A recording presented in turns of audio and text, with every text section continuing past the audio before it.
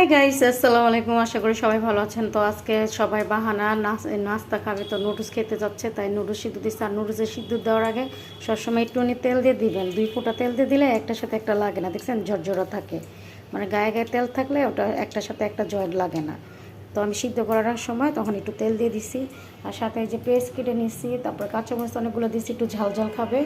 তো আর ম্যাগি মশলা ঢেলে নিচ্ছে। আর ডিম সবসময় একটা বাটিতে ফেটে ভেঙে নেবেন, কারণ আমরা অনেক সময় দেখা যাচ্ছে ডিম কড়াইয়ের মধ্যে দিয়ে করি, কারণ অনেক সময় নষ্টও পড়ে, তাহলে আপনার সব কিছু ফালানো যাবে বা নষ্ট হয়ে যাবে।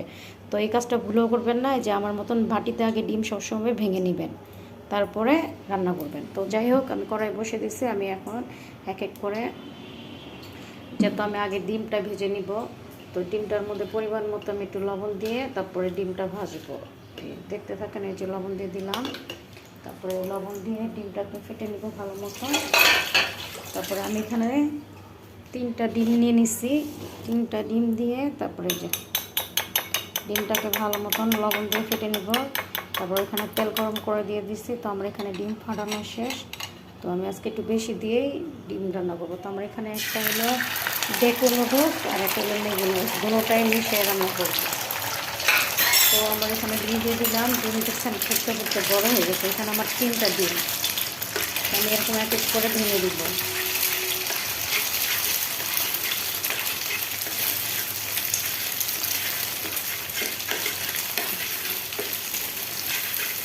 যাই হোক, এরকম করে ভেঙে দিচ্ছি, মানে একটু জুড়া জুড়া করে ফেলবো। বানো হয়ে গেছে আমার। এখানে আর একটু পরিমাণ তেল লাগবে। এখানের মধ্যে আমি ভাজা ভাজা করে ফেলবো নমস্কার। তারপর সাথে দিব একটু পেঁয়াজটা।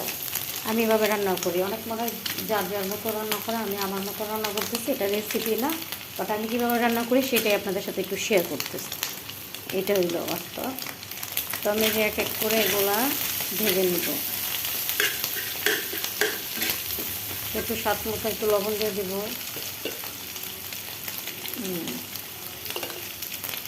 তারপর এক এক করে যে মশলাগুলো দিয়ে দেবো, এটা সাথে মিক্স করে ফেলবো। আমি যে কাঁচামরিচগুলো দিয়ে দেবো এক এক করে, সব দিয়ে এটার সাথে মিক্স করে নেব। একটু হালকা ভাজা ভাজা করে নেব।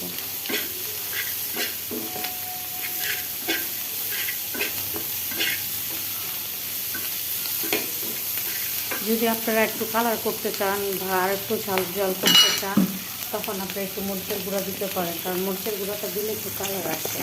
তো আপনারা এটা দিতে পারেন। তো আমার একটু কালারের দরকার আছে, এই জন্য আমি একটু একটু সামান্য মরিচের গুঁড়া দিয়ে দেবো। দিলে এটার কালারভাবে আসে বা একটু সুন্দর হয়। তো আমি একটু সামান্য মরিচের গুঁড়া দিয়ে দিচ্ছি। তো ওটার সাথে একসাথে অ্যাডজাস্ট করে ভালো মতন একটু কষায়। তো আমার এটা একটু ভাজা ভাজা হয়ে গেছে, দেখাই যাচ্ছে এটা ভাজা ভাজা হয়ে গেছে। আমি এখন একটু নুডলসটা দিয়ে দিলাম।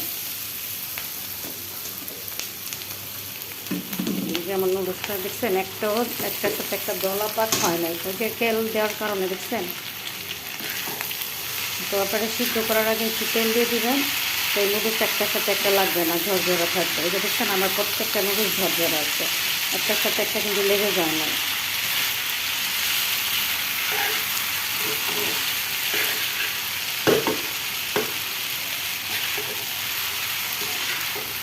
তো আজকে নুডলস রান্নাটা কেমন হয়েছে কমেন্ট করে জানাবেন। ভালো লাগলে লাইক শেয়ার সাবস্ক্রাইব করতে ভুলবেন না, কারণ আপনারা আমার ভালোবাসার মানুষ। আপনাদের সাথে যদি শেয়ার না করে শেয়ার করতে একসাথে।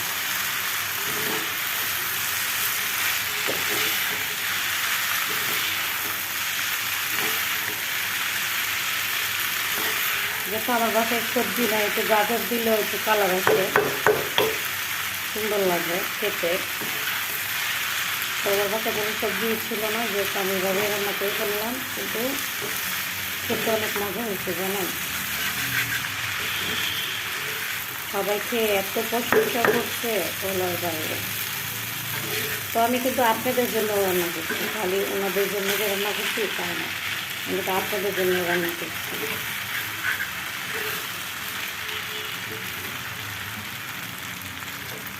তো কেমন হয়েছে আমার নুডলস রান্নাটা কমেন্ট করে বললেন।